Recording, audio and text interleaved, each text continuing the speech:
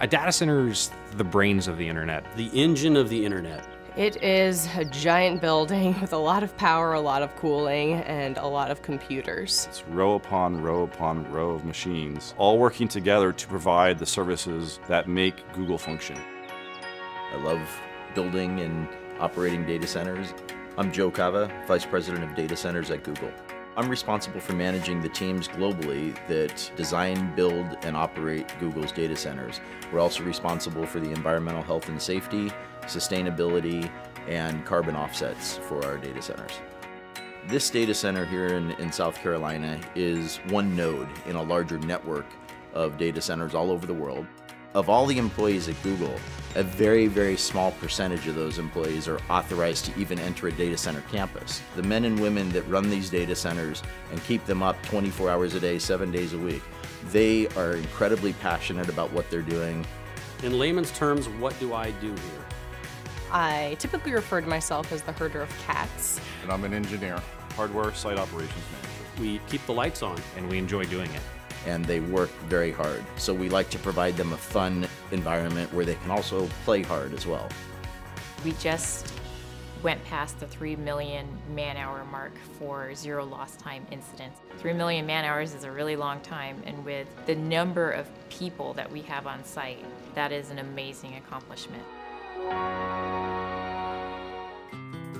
I think the Google data centers really can offer a level of security that almost no other company can match. We have an information security team that is truly second to none. You have the expression, they wrote the book on that. Well, there are many of our information security team members that have really written the books on best practices in information security. Protecting the security and the privacy of our users' information is our foremost design criteria. We use various layers of higher level security the closer into the center of the campus you get. So just to enter this campus, my badge had to be on a pre-authorized access list. Then to come into the building, that was another level of security. To get into the secure corridor, which leads to the data center, that's a higher level of security. And the data center and the networking rooms are the highest level of security. And the technologies we use are different. Like for instance, in our highest level areas, we even use underfloor intrusion detection via laser beams. So I'm going to demonstrate going into the secure corridor now. One, I have to be on the authorized list with my badge. And then two, I use a biometric iris scanner to verify that it truly is me. Okay, here we are on the data center floor. The first thing that I notice is that it's a little warm in here. It's about 80 degrees Fahrenheit. Google runs our data centers warmer than most because it helps with the efficiency. You'll notice that we have overhead power distribution.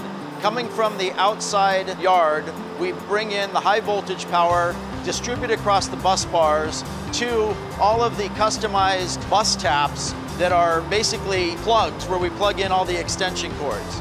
All of our racks don't really look like a traditional server rack. These are custom designed and built for Google so that we can optimize the servers for hyper efficiency and high performance computing. It's true that sometimes drives fail and we have to replace them to upgrade them because maybe they're just no longer efficient to run. We have a very thorough end-to-end chain of custody process for managing those drives from the time that they're checked out to the server till they're brought to an ultra-secure cage where they're erased and crushed if necessary. So any drive that can't be verified as 100% clean, we crush it first, and then we take it to an industrial wood chipper where it's shredded into these little pieces like this. In the time that I've been at Google for almost 6.5 years now, we have changed our cooling technologies at least 5 times. Most data centers have air conditioning units along the perimeter walls that force cold air under the floor that then raises up in front of the servers and cools the servers. In our solution, we take the server racks and we butt it right up against our air conditioning unit. We just use cool water flowing through those copper coils that you see there. So the hot air from the servers is contained in that hot aisle.